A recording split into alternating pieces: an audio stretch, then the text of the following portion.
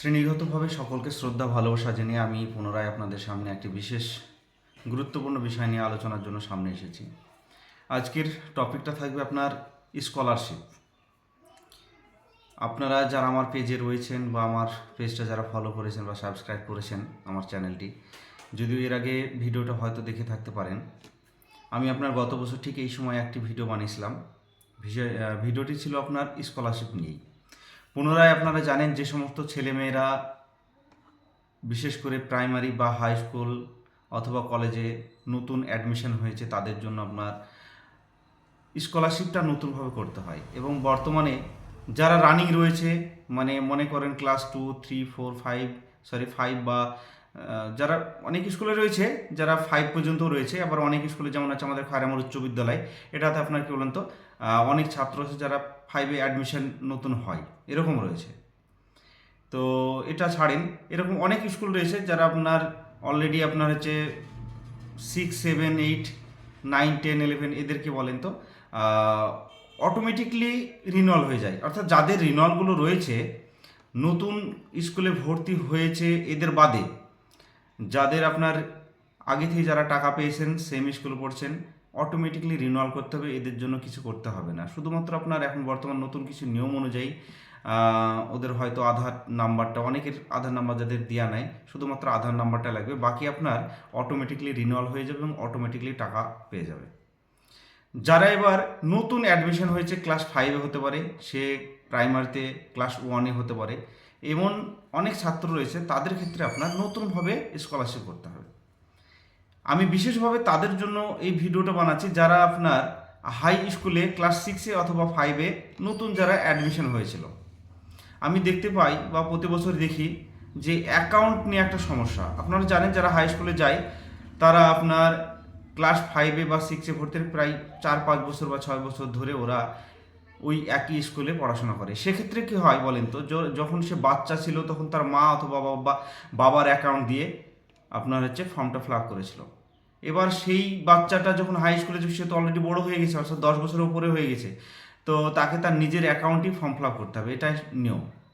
দেখা যাচ্ছে অনেকে এই কারণে টাকাও পায় না, এবার সেই কারণে মাস্টারদের দোষ দেয়, বা অথবা দেখা যাচ্ছে আমাদের মতো কোনো দোকানদার যারা ফর্ম ফিল আপ করে তাদের দোষ দিয়ে থাকে। অতএব আমি সেই সমস্ত গার্জেনের কাছে বিশেষভাবে অনুরোধ করব, আপনারা অবশ্যই সময় থাকতে, এখন অনেক সময় রয়েছে, আমাদের এটা ফর্ম ফিল আপে দেখা যাচ্ছে লাস্ট ডেট প্রায় ডিসেম্বর বা জানুয়ারির দিকে হবে, তার মানে আপনার কাছে 4 মাস বা 3 মাস অথবা 5 মাস সময় রয়েছে। এই সময়ের মধ্যে আপনাদের কাছে অনুরোধ করব, আপনাদের পক্ষে যে সম্ভব হয় বাচ্চার প্যান কার্ড করে ইমিডিয়েটলি যে কোনো আপনার ব্যাংকে গিয়ে আপনি আপনার বাচ্চার অ্যাকাউন্ট খুলে নতুনভাবে, অর্থাৎ ফ্রেশ অ্যাপ্লিকেশন করবেন মাইনরিটির।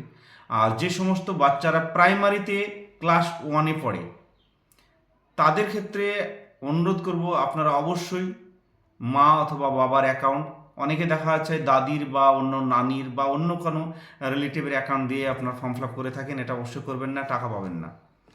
একমাত্র মা অথবা বাবা এরকম যদি হয় অ্যাকাউন্ট, তবেই টাকা ঢুকবে। আর ফর্ম ফিল আপ করার জন্য প্রয়োজনীয় তথ্য সেটা হলো আপনার ব্যাংকের অ্যাকাউন্ট বই, মা অথবা বাবার নিজের আধার কার্ড, জন্ম সার্টিফিকেট এবং বৈধ মোবাইল নাম্বার। মনে রাখবেন, একটি মোবাইলে দুজনের বেশি ফর্ম ফিল আপ করা হয় না, সেটা হচ্ছে প্রি ম্যাট্রিকের ক্ষেত্রে।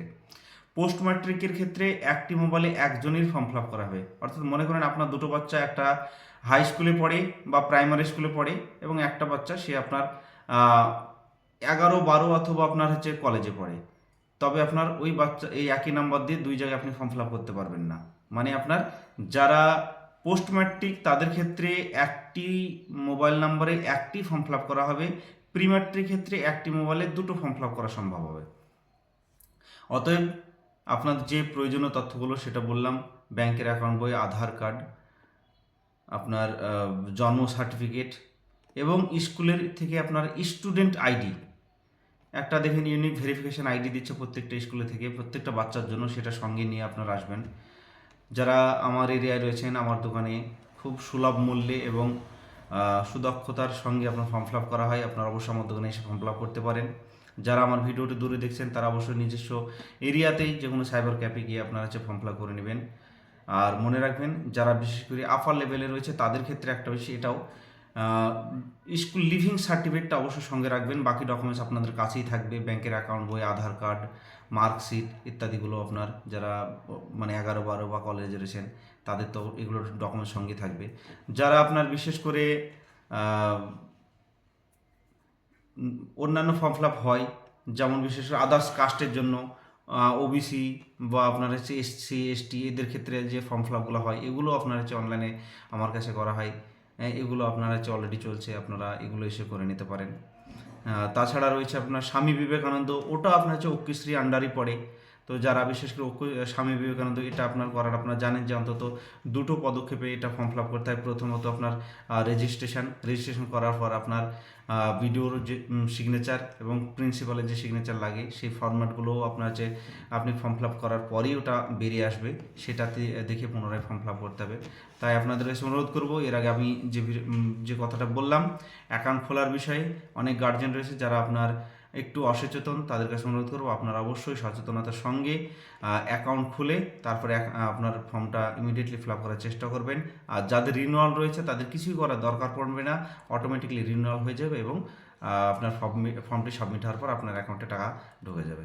আসসালামু আলাইকুম।